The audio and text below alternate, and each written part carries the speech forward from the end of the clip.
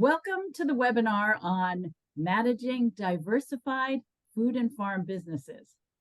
My name is Lisa Chase, and I'm with the University of Vermont Extension and the Vermont Tourism Research Center.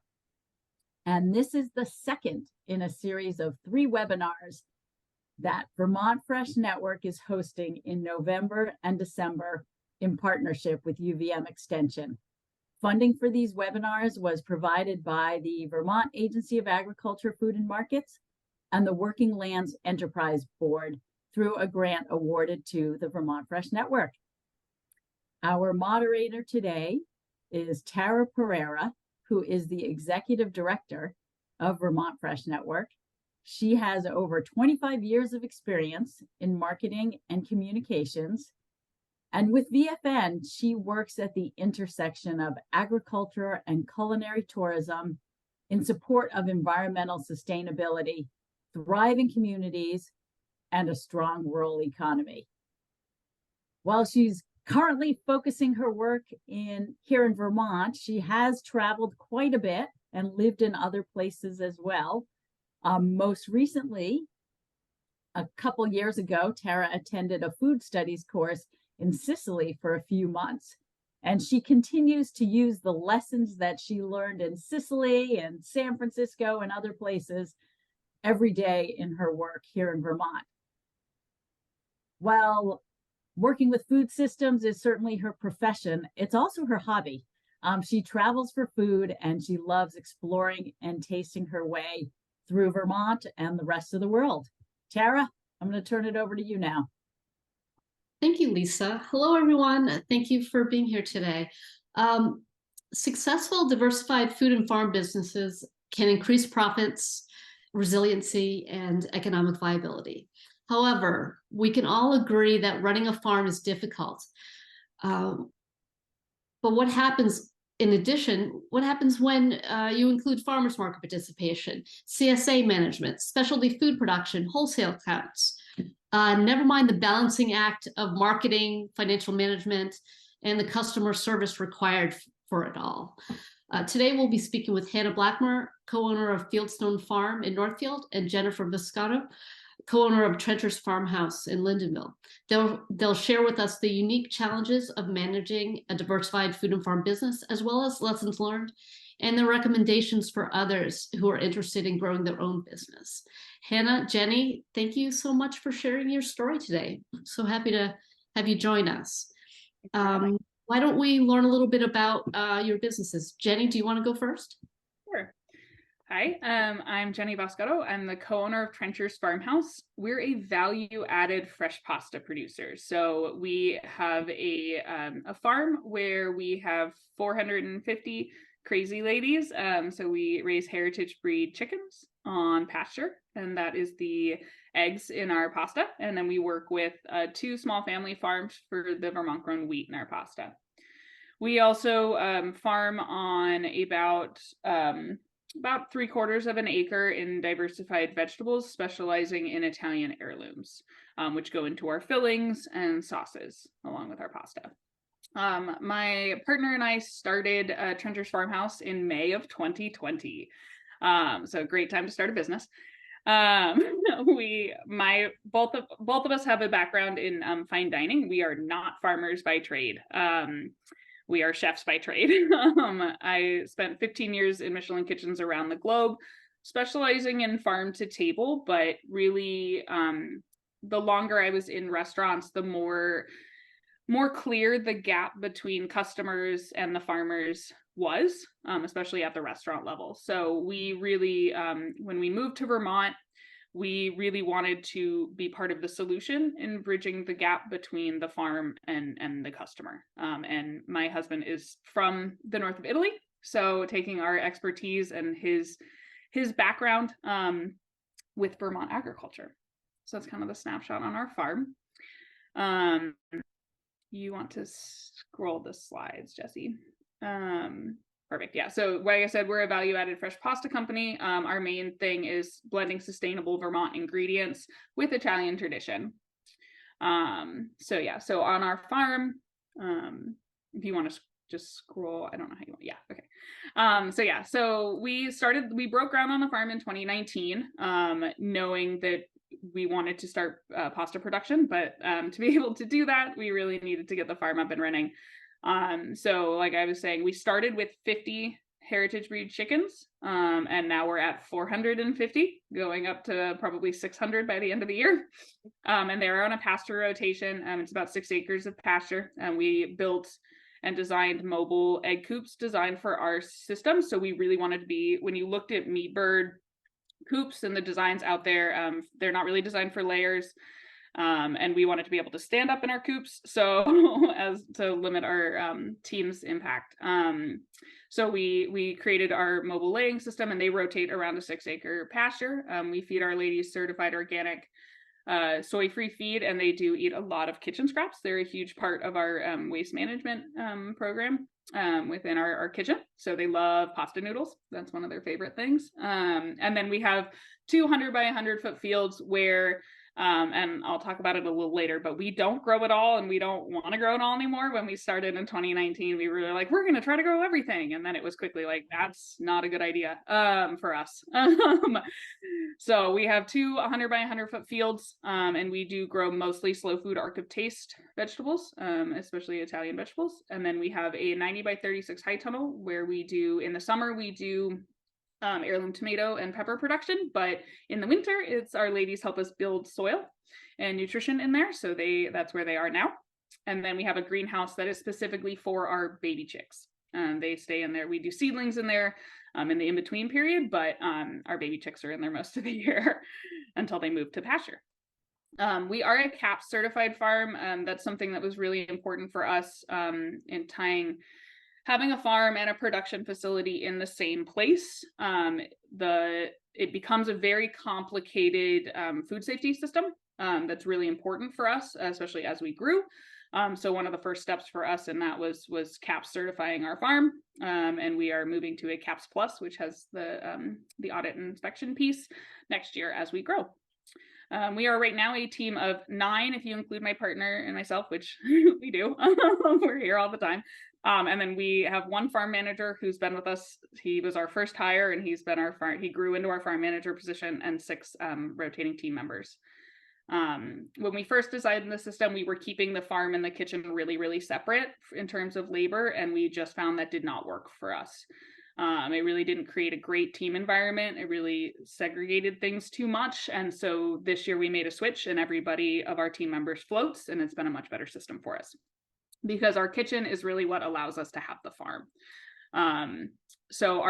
We make about 15,000 pounds of pasta a year, and that's just egg noodles. We do also have gluten-free pasta and specialty pastas, and then we make sauces too. So while we are working on streamlining ourselves, we've made leaps and bounds, but we're not quite there yet. And we built in 2021 a certified commercial kitchen. That we are a USDA, FDA small processor for our pastas as we are moving into the wholesale space. So our kitchen is really that's where our moneymaker is. We don't sell vegetables, we don't sell eggs. We will a little bit at the farmer's market if we have extra, but what we grow on the farm is sold to our kitchen and used in our products. So we have 5 different main buckets that our sales go into. Like when we started in 2020, we started the Montpelier Farmers Market, and then we started our Pasta Club. 2020 really pushed us to create our Pasta Club. It's kind of essentially our version of our CSA for pasta, and really helps us with, there is seasonality in farmers markets. So the CSA really helps us balance our cash flow at the beginning of the year, because a lot of our farm expenses and employment expenses come in January and February, where markets, while we're lucky and there are year-round markets in Vermont, they're slower. So that's great, and that's really lovely small bucket, but it is really a consistent and really great feedback come from that bucket of the CSA. We do 3 farmers markets. We are working to drop 65% into a much more manageable thing. We want it to be down at about 45% of our total sales, just because it's very taxing on myself and my partner, because we are the ones who go. We built a farm stand in 2021 on the farm, which has been great. We're in a really rural area that we weren't really sure how well it was going to do, and it's been just a lovely, consistent outlet for us. And then in 2022, we started wholesale distribution. We started working with some small restaurants and specialty food stores, and now we're in, I think the count yesterday was 79 stores across New England, and we have about 12 restaurant and hotel partners that we work with as well. Yeah. Okay. Yeah. Like I said, we're a value-added farm. That's really our backbone. And the reasons that the reason that pushed us into value-added farming is we wanted to control what was important to us in our product. And it really comes from, I have pretty strong food sensitivities to wheat, eggs, and dairy that came from years of overexposure with eating without care, to be honest. And so really, when we created our system, we wanted to be creating a product that was transparent from root to table. So talking about our soil health, talking about our pasture rotation, what our chickens eat is really important to us, and we feel very strongly you can taste the difference. And that really allowed us to control that and put forward a product that we can tell you exactly where stuff was coming from, how it was grown. And then there's really also a lot of other wonderful benefits that we didn't see at the beginning that have come out of it. The minimizing our food waste, I feel like this is always a problem in all kitchens, and it really helped us build a circle and see the circle of our food waste. And then seasonality, farmers markets are seasonal, growing is seasonal, eggs production is really seasonal. So instead of selling eggs and having that fluctuation, this helps us keep a more consistent product year round. And also, farming is hard. Farming is very hard. And one of the things that's hard is finding uses or finding markets for things that maybe are not what the customer is used to seeing on a grocery store shelf. So for example, we don't grow small zucchinis like you're standard seeing. If we're growing zucchinis, we're purposely growing the ones that no one else wants, so the giant ones. And we created a sauce because of that, because one year we accidentally did that and had 2,000 pounds of giant zucchini that we had to use. So we created a squash bolognese that's one of our best sellers, and really encourages creativity, but it also takes the pressure off of like, okay, I don't have a perfect product in aesthetics, right? I know that the nutrition is there, I know the soil health is there, like it's a great product, but what happens if pests get it, or things like that? So it really helps us minimize waste, be creative, and then also take the pressure off of, I only have this small window to sell this. So yeah. And we hear a lot like, oh man, you grow your own stuff, it must be cheaper. I wish I could say that was true. It is not. It is absolutely not, at least not for us on a small scale. But there's so many other branding benefits and customer benefits and other benefits that really make it worthwhile. Yeah, we can kind of go back to this one probably later. But yeah, that's a little bit about us. Thank you. That was so interesting to learn about the behind the scenes. Hannah, it's your turn now. Let's learn more about what you have happening. All right, cool. So I'm Hannah Blackmer, and I am half of Fieldstone Farm. We're located in Northfield, Vermont, which is pretty much right in the middle of the state. And we have a product line that includes wood-fired pizza, sustainably grown produce, and hot sauce. So we can move to the next slide. So there's a picture of my mom and I. Fieldstone Farm was established in 2010 by my parents, Chandra and Ian Blackmer. And we went through several iterations, which we can sort of cover later on. But essentially at the moment, we are two businesses run under one name. The wood-fired pizza portion of the business is currently owned by my mother, and she's actually working on transitioning out of that. And then I run about an 1.5-acre farm that focuses on diversified mixed vegetables, a little bit of berries.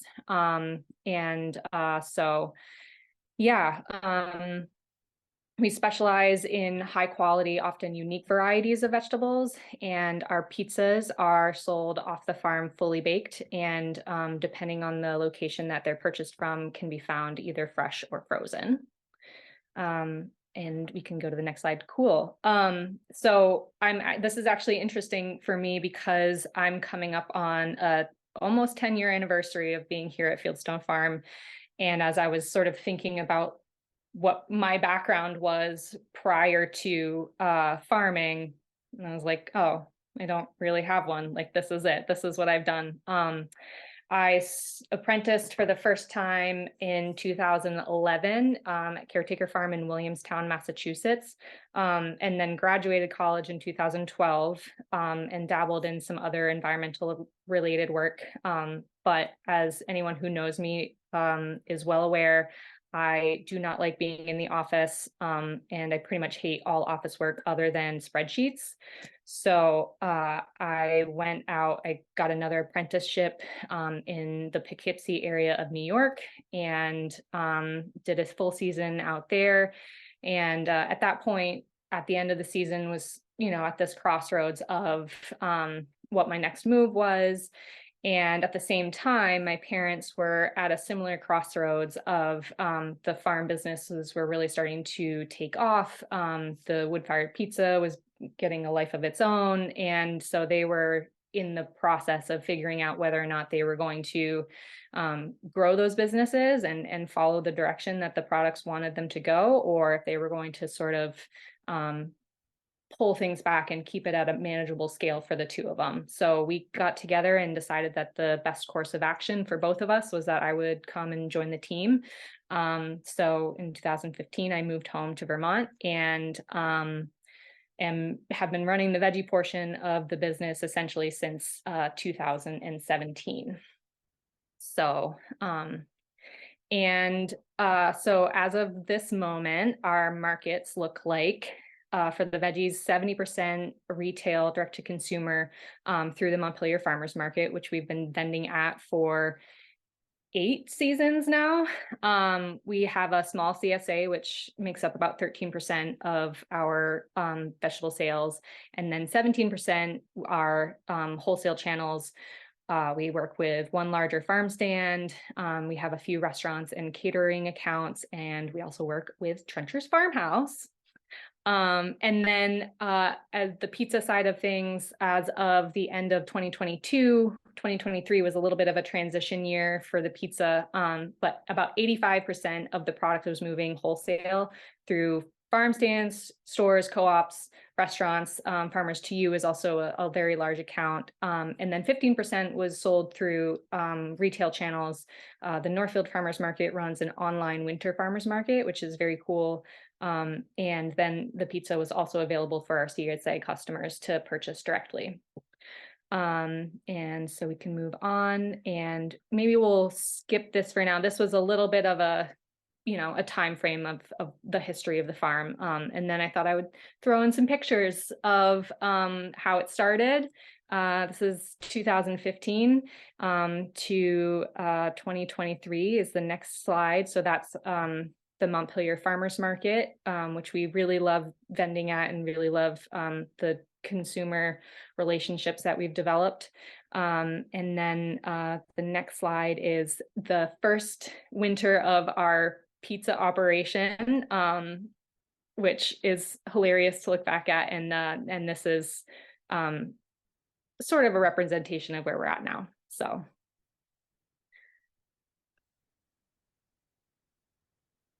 Right, that was, it's so interesting. I know you both, well, of course, Hannah, you sell to Jenny, but you're both at the Montpelier Farmers Market. So that was one of the reasons I wanted to talk with you both, because you do you have such different business models, but you work together. So I think that that's a really, I think we'll get some interesting perspectives from just between the two of you there. I have a question, Jenny.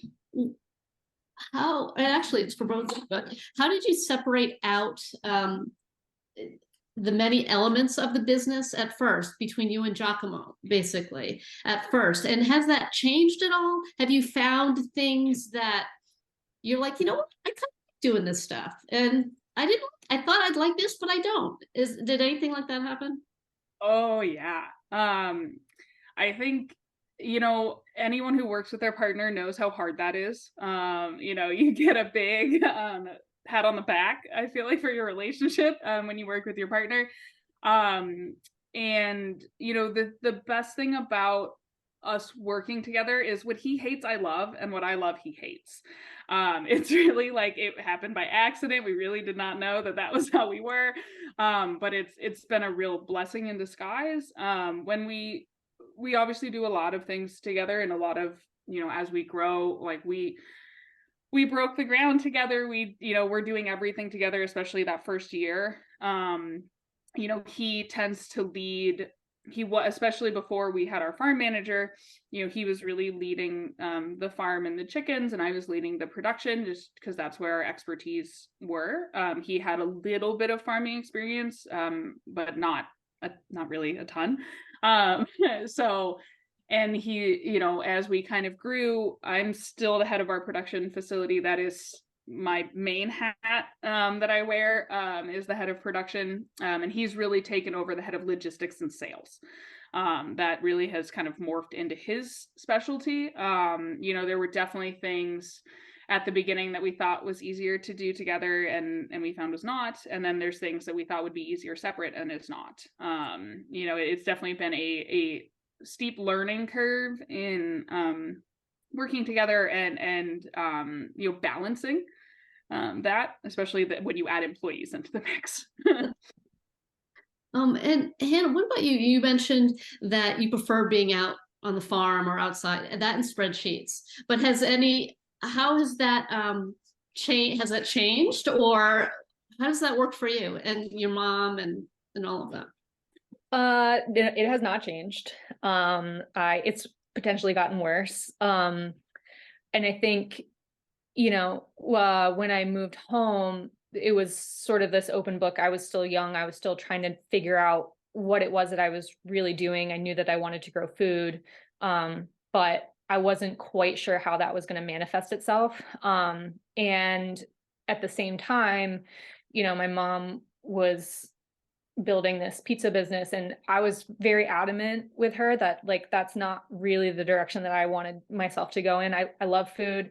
And as I've gotten older and potentially less stubborn, I could see that it would have been interesting to be a little bit better of a partner in that sense of being a little bit more flexible and saying, hey, yeah, I'd love to sort of experiment with you in this way.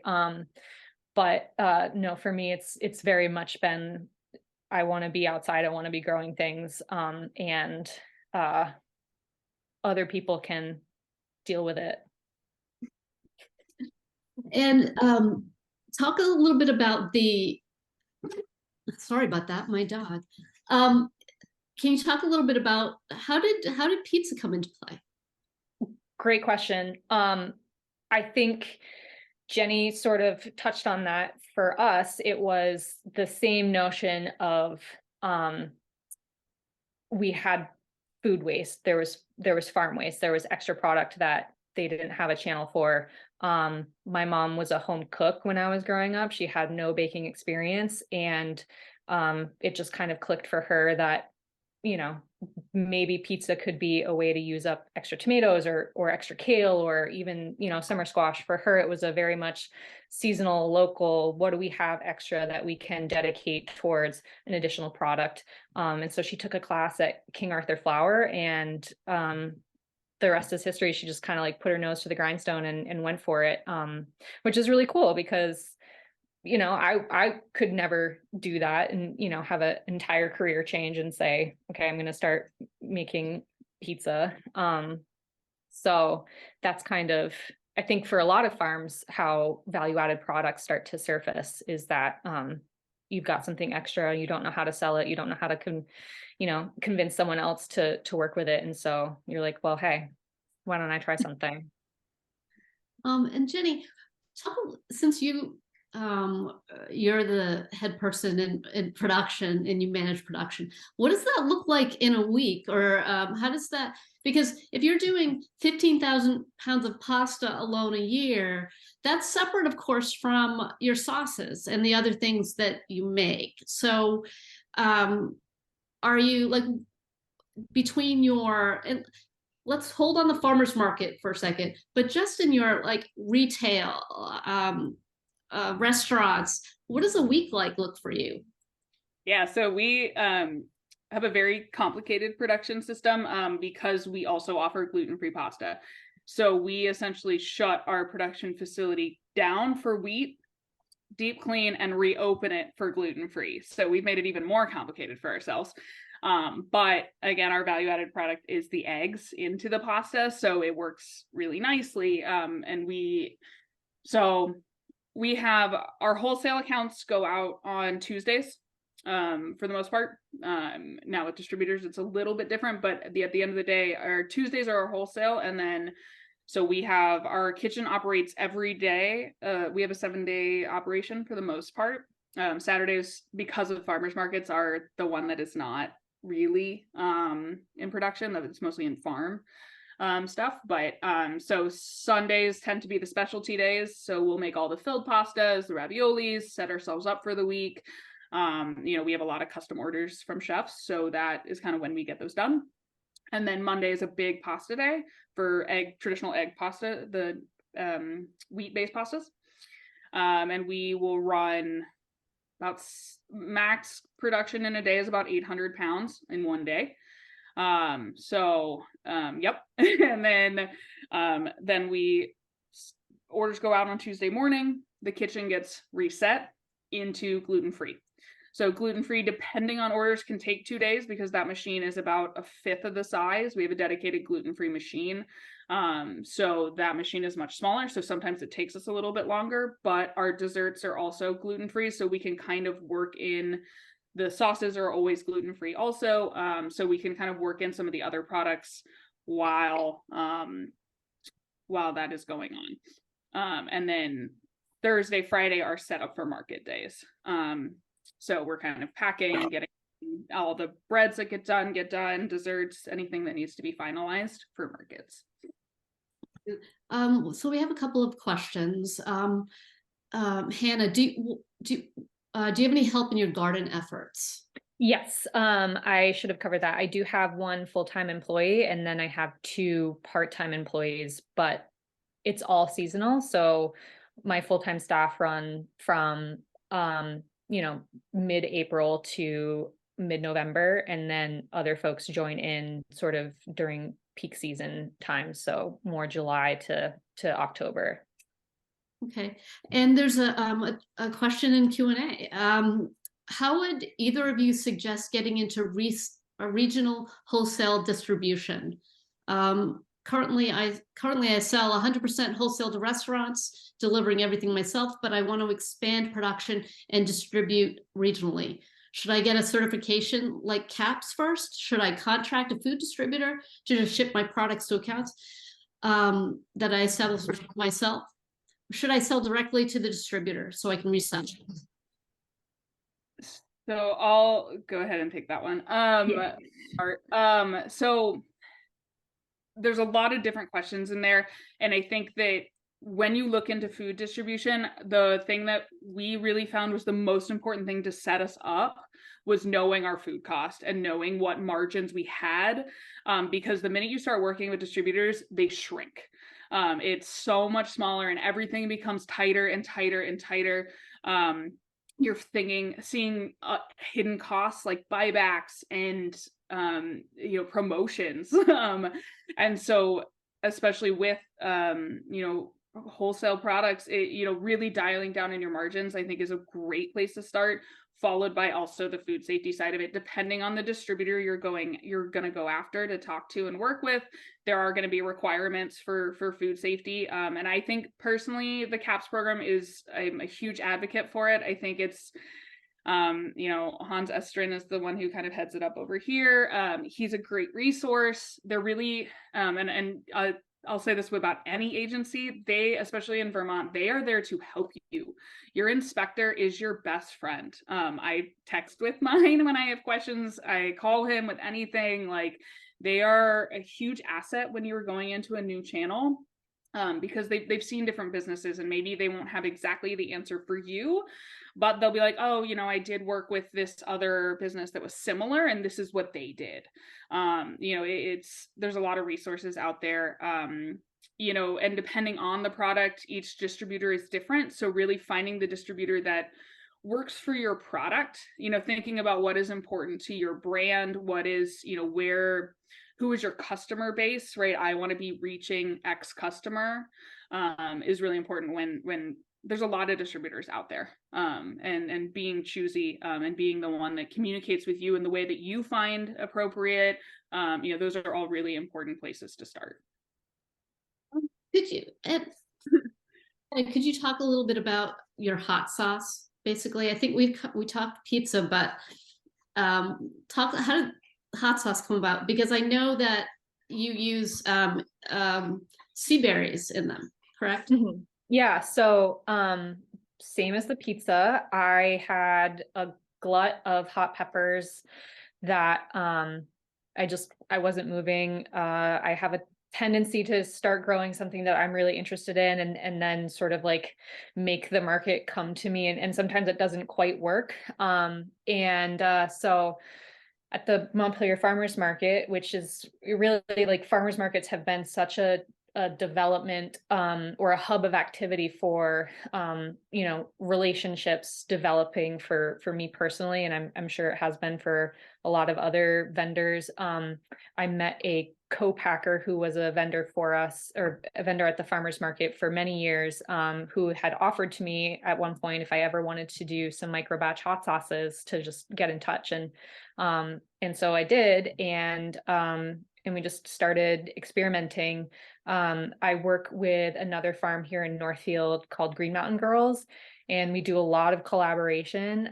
And I've been growing vegetables for them for many years now. And they're their farm stand that I supply with fresh veggies, and they grow a lot of perennials. And so we started knocking around this idea of doing a collab that sort of represented our partnership. And so our flagship hot sauce was a sea berry and Fresno combination, and then this last year we did a kiwi berry and Serrano cayenne blend. So yeah. Those are retail people. You sell them to retail, and yeah, mostly through the farmers market. They're still very, very small. Like our batches are about 11 cases of 12. So they're hard to find. You have to get them in person. But I'd love to eventually be able to start wholesaling them out to some stores. Let's talk about the farmers market for a second. Clearly, there's a certain time of the year where they're busier than others, perhaps like summertime. And I'm wondering about, let's talk about just that consumer facing aspect of having a farm, having a food business, and kind of introducing the public to your product, basically. Jenny, did you start selling at the farmers market first, and that's how you? Okay, and Hannah, I've seen your farmers market. Like, your vegetables are pristine. I think Jenny probably agrees, but could you just talk about your experience there, and how you work with your customers? Yeah. So I'm not a seller by nature. I don't really love talking to people all that much. I don't like sort of putting myself out there in that way. And when I started doing farmers markets, it just sort of came naturally to me that I wanted to put the very best out there into the world and let it speak for itself. And that's how my business has developed itself over time. That's how I've gotten my wholesale clients. For me, it's really about like, I want people to have the best experience that they can with my vegetables and my other products. And so, yeah, for me, that was kind of like the identity that I wanted to cultivate and to really do the work on the back end of saying, I'm going to make sure that we're the cleanest, we're the highest quality, we have the best variety. And that's what's going to bring people in and keep people coming back. And I'm not going to have to necessarily convince them of their worth, you know. So. Oh, Jenny, you want to talk a little? Sure. Yeah. Yeah, I'm also like Hannah, I'm not a seller by nature. My partner is, that is what he enjoys. So I tend to just listen and learn from him and parrot. I'm not gonna say it lie. That's really like, I repeat what he says. We have very different selling techniques. I'm detail oriented, right? Like I'm gonna talk to you about wheat for 4 hours and you're gonna want to run away from me. Yeah, so the farmers market was where we started, and it's such an amazing customer touchstone. Like it's a very personal relationship. It is very taxing. I don't want to sit here and like sugarcoat, because there's no reason to sugarcoat. I'm exhausted. We do double markets on Saturdays and one on Sundays. And we're the only two who really can do it. It's not possible to send employees. It just doesn't make sense. We're 2 hours from each of these markets, an hour to 2 hours, depending on the market. Like we get up at 3, we're back at 7. Like by the time we get unloaded and reset for the next day, like it's a huge tax on us, but the margins are better, right? Customers pay a premium to see us. So that's a huge part of why we do it. And also it's where we can get feedback. It's also where we develop partnerships with Hannah and other farmers, and we can't grow it all, and nor should we. Part of our business is really supporting other farms, and it's a great place to meet those farmers and either as customers or as other vendors. And it's like a live Vermont Fresh Network event.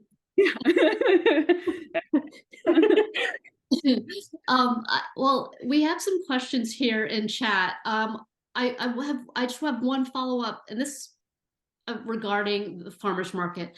How has your experience there affected what you're either growing or making or producing, that sort of thing? How has, over the time you've been at the farmers market, have you been like, I'm going to grow this, or someone was asking me, I'm going to grow that, or hey, someone asked about this kind of sauce, I wonder, what's your experience been like that way?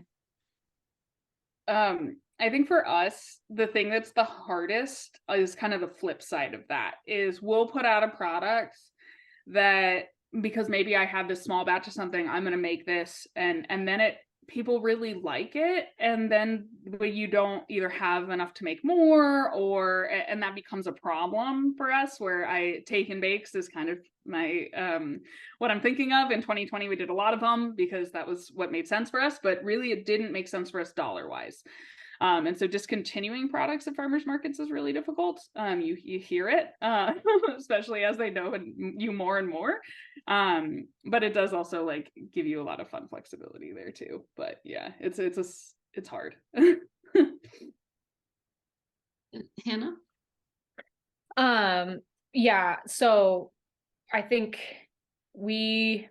I'm a little bit stubborn. So I grow a lot of specialty greens, and I've been growing them since the get-go, things like Tokyo Bacana and Tatsoi and various bok choys that you don't see a lot of and are not big sellers. They bring a lot of variety to the market stand at times of the year that like maybe you know, if all people want is lettuce and then you're sold out of lettuce, you know, it's like, it's nice to have something else to offer a little variety, a little color. And I think maybe someone different would have stopped selling some of those things because they're not money makers, and they're you know, if someone in the early days of 2015, if one person bought a bunch of Tokyo Bacana, it was really exciting for me. And now, you know, I have a lot of those products that I regularly sell out of. And so it's sort of, you know, on the converse side of, sometimes when you get to interact with those customers and you get to share with them the value of what you think you're growing and what you think that they should try, and maybe they're branching out a little bit, you can develop markets for things that maybe weren't selling so well in the past. That being said, like, we are constantly out of salad mix, and every year we grow an extra, you know, 10 pounds a week for the farmers market. You know, like every year we're adding and adding and adding to some of our products that just like continue to have bottomless demand. Which, you know, the farmers market is a great place to receive that kind of feedback. If they like something, they're going to let you know because they're going to keep buying it. And if they don't like something, they're not going to buy it. And you can bang their door down and say, no, you really need to try this. And sometimes it works and sometimes it doesn't. Okay, so we have some questions here in the Q&A area. Do you see either of your participation in the farmers markets be managed by employees? As you were, Jenny, you were just the complexity of that, basically the just travel, the packing, the all of that stuff. Do either of you? For us, I wish I could say yes, but the answer for us is no. You know, we in a pinch we've sent employees. And we love our employees. They know their prize. Not that they don't have the knowledge and the education piece behind it to educate customers, but it's selling is not for everybody. And pushing someone who is not bred for sales into a selling piece, it's you can't train it. They're never going to be you. They're never going to be, while they may be super excited and love what they're doing, they're never that excited, right? Like, especially on a Saturday morning. It just, and then you talk about the dollars, right? You're paying someone that wage, and that for us is our margin. So it just doesn't work. I think there's also a piece of people really love interacting with a business owner. That makes them feel special, like they're getting even something more for their dollar because they're meeting the person who's making the product or growing the product. And it's can be really, really hard to replace that. Our market has certain rules about how many markets a vendor owner has to attend, and it's 50%, which is really high for a lot of farmers markets. But I think it does create an environment where customers know that they're getting a chance to interact with someone who really, really cares about what they're doing, and they know exactly who they're supporting. That being said, like, I'm with Jenny. I used to never imagine that I would send a staff member to do the farmers market for me, because I was like, oh, those dollars, you know, I'm wasting that money on having someone just kind of like occasionally stand around, you know, or just like go and socialize with other people. I do know now that like my time is probably better spent doing some other stuff on Saturdays, and maybe I don't need to be at this one location every single week. And I also think that it gets easier for employees to take over some of those roles the more that your brand becomes known in a certain location, the more that you have repeat customers coming back, and the less that you're actually having to like draw people in and convince them of the worthiness of your products. Now, there's another question here. Do either of you have advice on using a shared or rented kitchen to make value-added products? Yeah, so shared kitchens are hard. They don't work for everybody, and it also is so dependent on the product. because what you need for equipment is hard. There are some great resources out there. CA, the Center for CAE has that shared kitchen space. Also finding some people do rent out the space. I think it really depends on, if you're in Vermont, looking at what you can and can't do in a cottage food laws. There are some great ones for starting out and testing value-added products to even see if this makes sense for the cost, the jump at that size. And again, reaching out to your local agency of ag or health department, they're really great resources. And they also will have some resources and who's available in your area for rented space. But yeah, there's making sure you tour them, making sure you see that someone else in them, I think is helpful too, right? Going in and, watch someone else while they're in there is helpful. And also making sure they have adequate refrigeration and storage space for you, because that is also sometimes not there. And let's talk about, I'm interested in what have you learned from each other?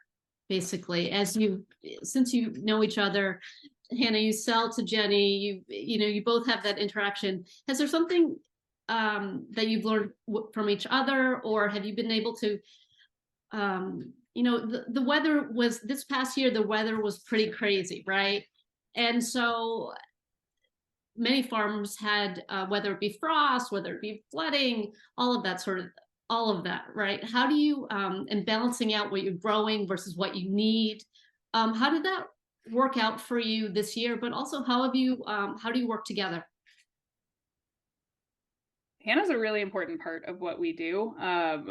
We can't grow carrots. There's certain things we just are incapable of growing. And it's great because she's very good at growing them. And then also I know her quality, we know the standard, we know what we're getting. And we sit down with her at the beginning of the year when we set our farm plan and go, here's what we're not growing. Here's what I'm looking for. Do you have it? Would you want to grow it? Does this make sense for you? Tell me what you can grow, how much you can grow, and then go from there. It's definitely a conversation we have every year. And then during the year, we have it too, right? She'll send me a text and be like, you want 100 pounds of turnips? And I'll go, yep, I sure do. So it's amazing what Jenny will take.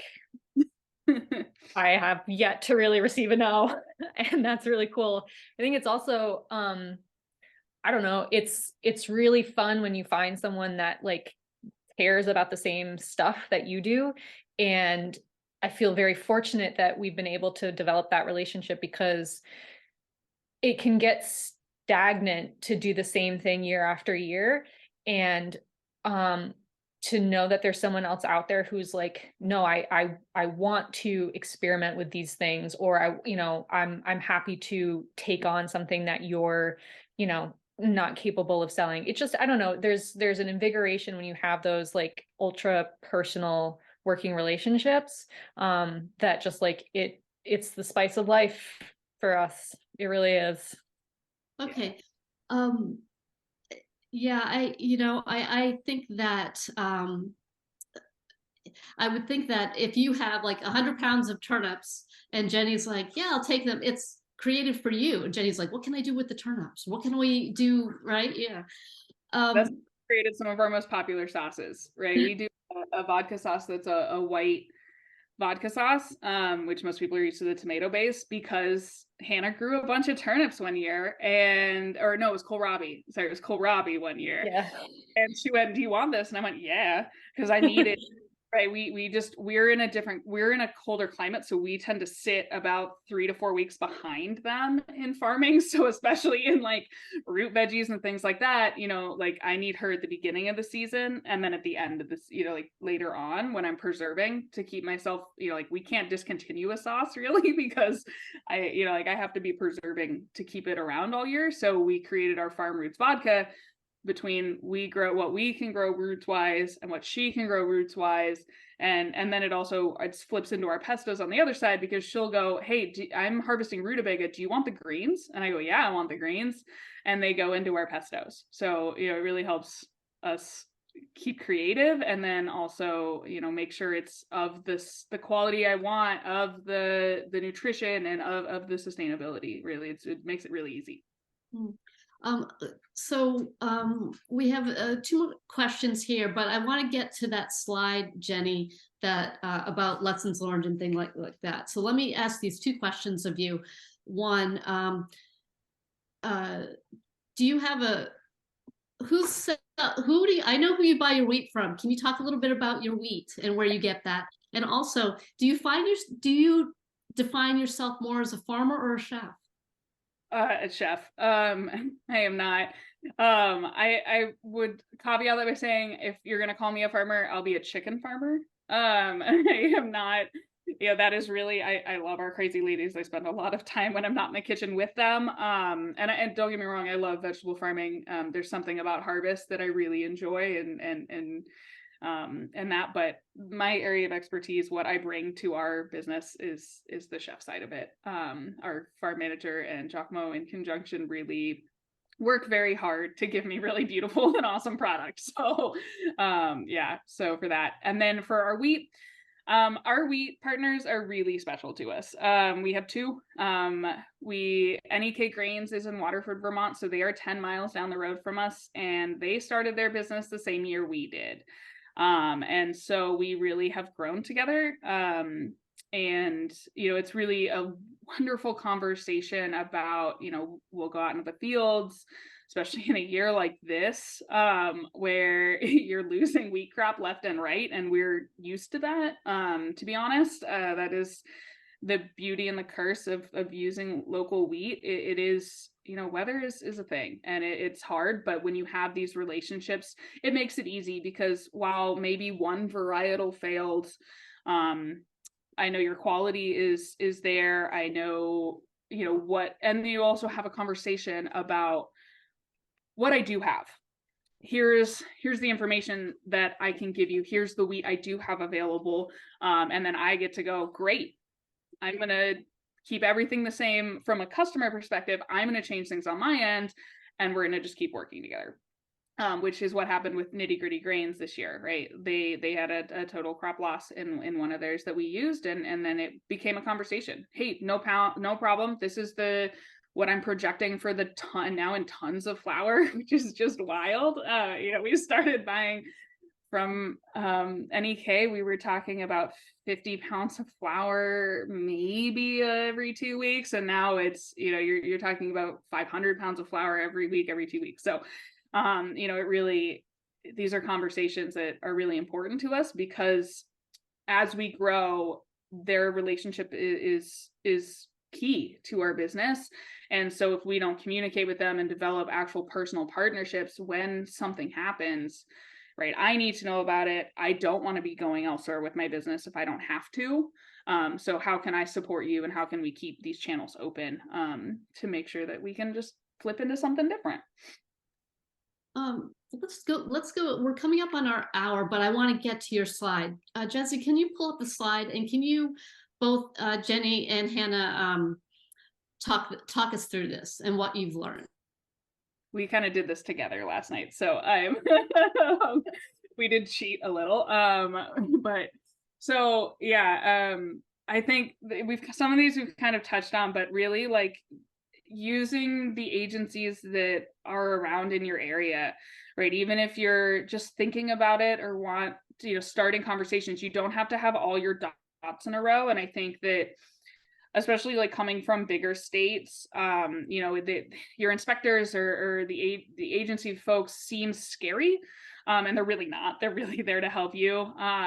It's a hard first jump, but once you get there, and once you get that email back, and you're like, oh, this is great, right? It's really worth that step, and reaching out to them. Our customers, right? I feel like farmers and food producers outside of a restaurant, you don't get a ton of feedback from customers. And so the farmers market and really like pushing your customers to tell you what they liked and what they didn't like, while hard and sometimes not really what you want to hear, is super helpful. You know, like we both do a CSA email survey at the end of the year, which is always, I find issues with my website that way sometimes, which is fun. They're like, oh yeah, this didn't work all year long. I'm like, oh, that would have been okay. But yeah, you can find things. I know we started out wanting to grow everything. That was really what we delusionally thought was a good idea. For us, it was not. You know, it also really opened the door for partnerships like what we have with Hannah. So I don't know if you want to talk on that one a little bit, Hannah. Well, I guess what I'd say is that yeah, relationships are really worth developing, and not every single relationship is going to work out in the way that you hope it does, and that's okay. We're very lucky, but behind both of us, I'm sure there's a vast number of relationships that we couldn't cultivate in the way that we wanted to. And that's fine. You just, sometimes you just have to let them go and make sure that you're staying true to what your principles are. And as with, you know, all relationships, working with people that really sort of feed you, and keep you invigorated and keep you excited. And I would also say that kind of in that same vein, it is okay to go slow. I'm a slow grower. I have taken my time in building my business, and I've been fortunate to be in a position to be able to sort of, you know, go with intention. And you want it, I've always wanted to make sure that I'm staying true to who I am and moving in a direction that makes the most sense to me. And so I think those are two pieces that have been really critical to what I've been up to, and have been a big part of why Jenny and I can work together. Well, I think that says it all. You know, being able to be true to yourself. It's okay to go slow on things. Don't rush over things. And then also, I notice here, make sure you celebrate the small victories and the big ones too. Yes. So we've come to the end of our hour. I'm going to say thank you so much, both of you. We could have gone another hour. There's so many more questions I have. I'm going to, but anyway, like I said, thank you so much. So much good information.